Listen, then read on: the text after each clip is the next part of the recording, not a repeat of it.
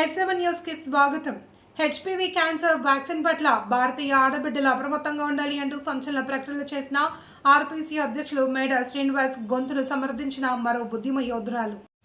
అందరికీ నమస్కారం అండి.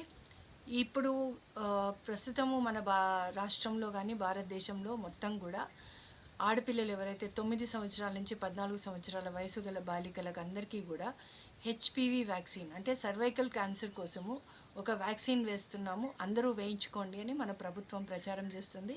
అట్లాగే స్కూళ్ళలో కూడా ముఖ్యంగా ప్రభుత్వ పాఠశాలల్లో వేస్తున్నారు. దీనికోసం పేరెంట్స్ తెలుసుకోవాల్సిన కొన్ని విషయాలు ఉన్నాయి. ముఖ్యంగా ఏ వ్యాక్సిన్ అయినా కూడా కంపల్సరీ కాదు. ఈ వ్యాక్సిన్ కాదు, ఇంకో వ్యాక్సిన్ ఏదైనా కూడా కంపల్సరీ కాదు. భారత రాజ్యాంగం అదే చెప్తోంది, మన సుప్రీంకోర్టు నుంచి ఆర్డర్ ఉంది.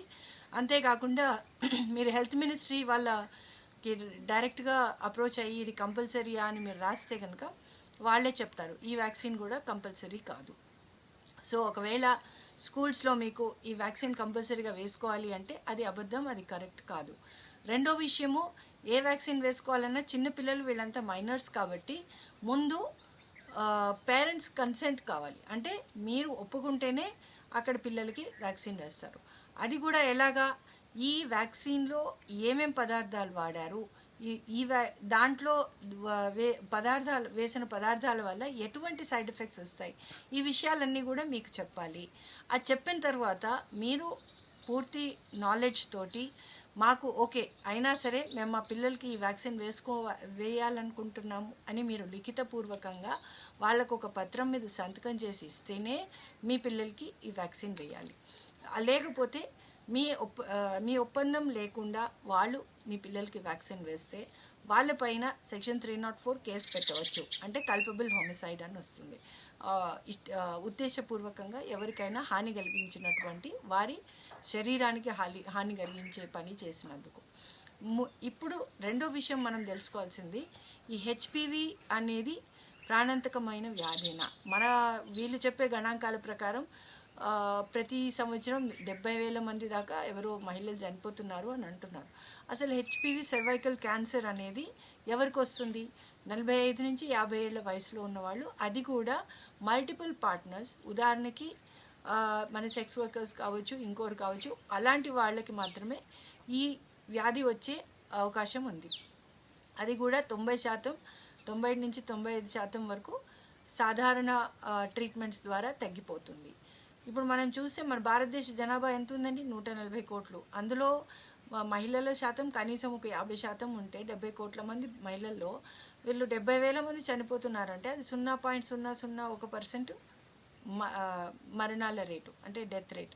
సో ఇట్లాంటి దానికోసం ఇంత విస్తృతంగా ప్రతి ఒక్క బాలికకి వేయడం అనేది ఎంతవరకు సమంజసం? ముఖ్యంగా ఎప్పుడో 45 ఏళ్ళు 50 ఏళ్లలో వస్తుంది ఈ సమస్య. వీళ్ళ వయసు ఎంతండి? 9 నుంచి 14 సంవత్సరాలు. ఈ వ్యాక్సిన్ ఎంతవరకు పనిచేస్తుంది? వాళ్ళు తయారు చేసిన స్టడీ రిపోర్ట్స్లోనే మహా అయితే 5 సంవత్సరాలు పనిచేస్తుంది. 5 సంవత్సరాలే పనిచేసేటప్పుడు మరి మీరు 50 ఏళ్లలో వచ్చే వ్యాధి కోసం ఇప్పుడు ఎందుకు వ్యాక్సిన్ వేస్తున్నారు? ఇంకో విషయం ఏంటంటే, ఈ గాడాసిల్ వ్యాక్సిన్ ఏదైతే వీళ్ళు వేస్తున్నారో ఈ వ్యాక్సిన్ వల్ల మన దేశంలోని క్షేత్రస్థాయి పరీక్షలు అంటే క్లినికల్ ట్రయల్స్ జరిగినప్పుడు దాదాపు 7 ఆడపిల్లలు చనిపోయారు. కొన్ని వందల మందికి గర్భాశయ సమస్యలు వచ్చాయి, అండాశయంలో సమస్యలు వచ్చాయి, ముట్లు ఆగిపోయినాయి, కొంతమందికి వాళ్ళకి సర్వైకల్ క్యాన్సర్, ఇతర క్యాన్సర్లు కూడా వచ్చాయి. ఇవన్నీ కూడా దీనివల్ల జరిగిన సైడ్ ఎఫెక్ట్స్. ఈ విషయాన్ని పార్లమెంటరీ స్టాండింగ్ కమిటీ కూడా ఆ రోజు నిర్ధారించింది. ఇది ఖచ్చితంగా ఈ వ్యాక్సిన్ వల్ల చాలా ప్రమాదం ఉంది అని. దీని గురించి వేసిన కోర్టు సుప్రీంకోర్టులో ఇంకా నడుస్తుంది. ఇది నడుస్తూ ఉండగా ఈరోజు మన ప్రభుత్వం ఈ వ్యాక్సిన్ని తీసుకొచ్చి పిల్లలకి వేస్తున్నారు.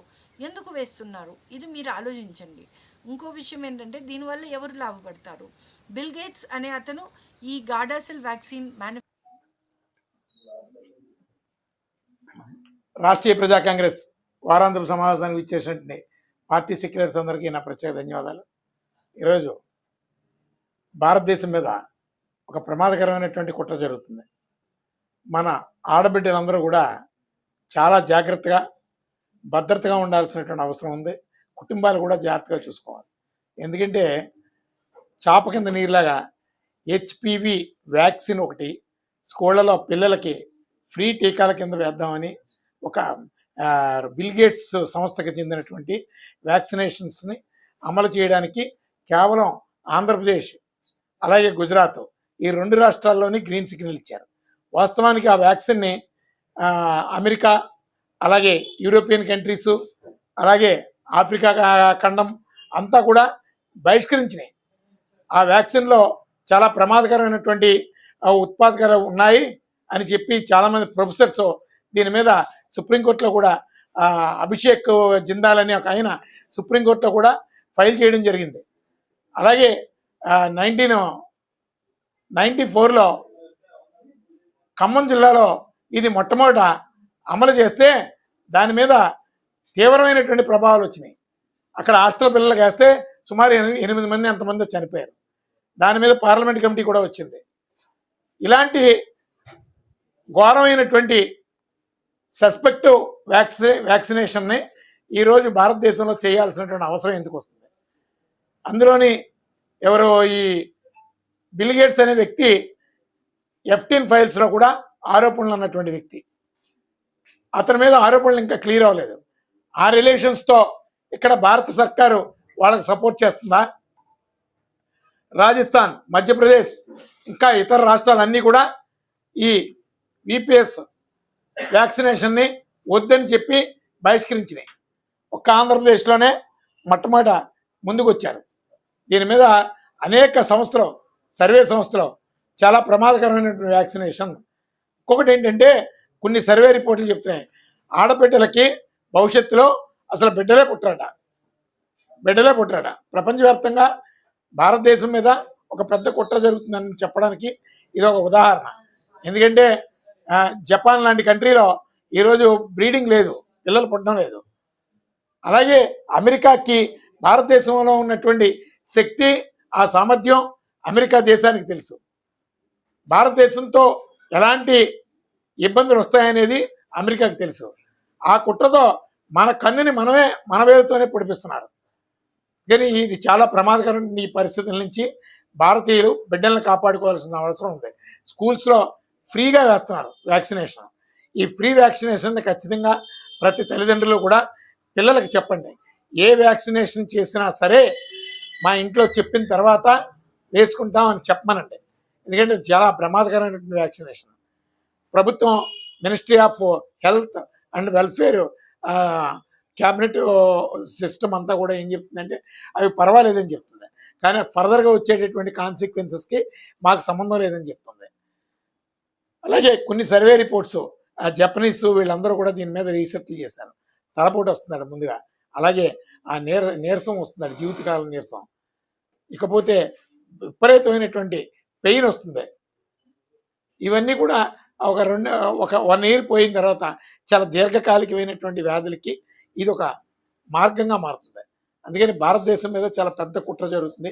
ఈ కుట్రకి మన పాలకులు ఎవరు కూడా దేశం అంటే భక్తి లేదు, రాష్ట్రం అంటే గౌరవం లేదు, ఈ రెండూ లేనటువంటి వాళ్ళు మనకు పాలకులు. ఇలాంటి పాలకులతో చాలా ప్రమాదకరమైనటువంటి పరిస్థితులు భారతదేశంలో ఉన్నటువంటి ప్రజలు ఫేస్ చేయాల్సినటువంటి అవసరం వస్తుంది.